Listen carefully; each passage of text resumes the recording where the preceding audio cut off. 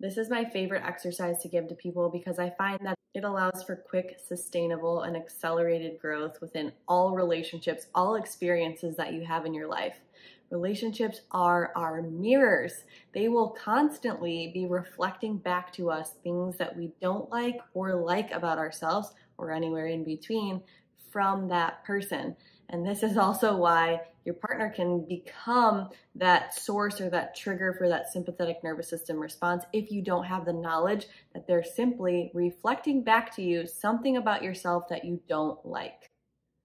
And you're like, whoa, whoa, whoa, Kat, I do not act that way. How could you even say that it's me and it's not them?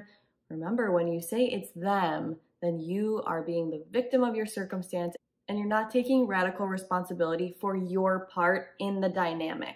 Don't get caught up in the details of what they're doing. You want to be able to zoom out. So you have your experience, you have your partner's experience, and then you're like a fly or a butterfly on the wall observing what's happening.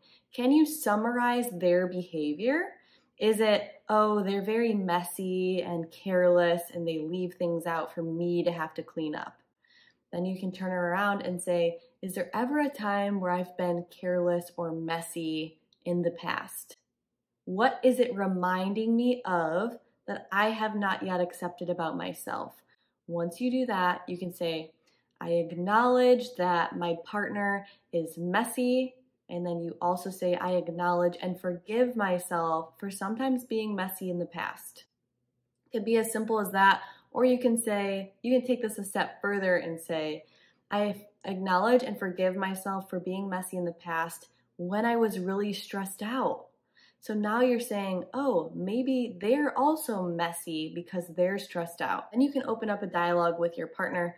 Hey, is everything okay? Is there something that you're going through that I don't see? And then you can utilize the principles that we talked about in the past modules about bringing up something that's really bothering you while not being activated because you can see that maybe you've acted like that in the past. So you're not putting the blame on your partner. You're saying, I have been like that before. I was also going through a really stressful time. Let me just be curious about what are they going through that I'm not seeing.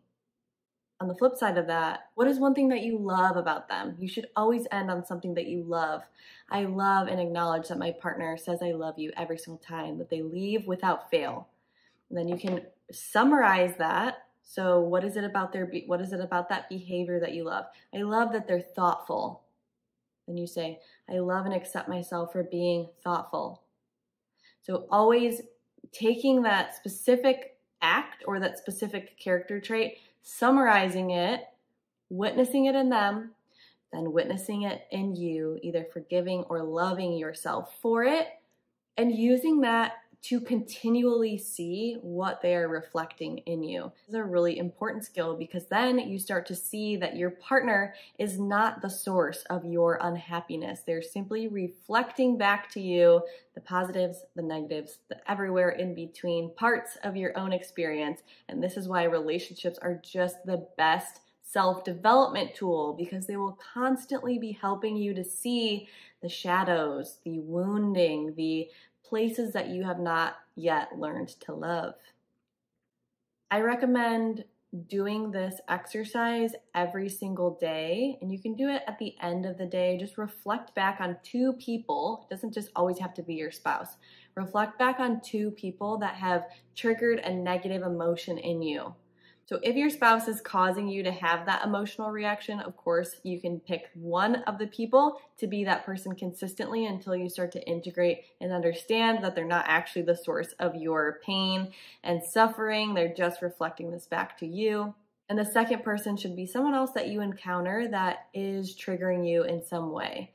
This can be really challenging when it's just maybe a stranger or somebody at work that you really don't like, but finding that negative and also finding the positive so you're always witnessing something in yourself that is positive and that you love about yourself. You can do this at the end of the day, just thinking back on those experiences. And the more that you practice, the more you can actually do it in real time. So maybe somebody comes in and does something that irritates you. Instead of reacting, you witness what the specific behavior is. you witness it in yourself, you forgive yourself, which will drastically change the way you decide to respond to this person because you have a little bit more grace and patience and forgiveness towards them. There will be a homework attached to help guide you in the format of how to complete this exercise, but it's super vital, and I hope that you do it every single day because it is the best self-development and relationship tool that I think is available.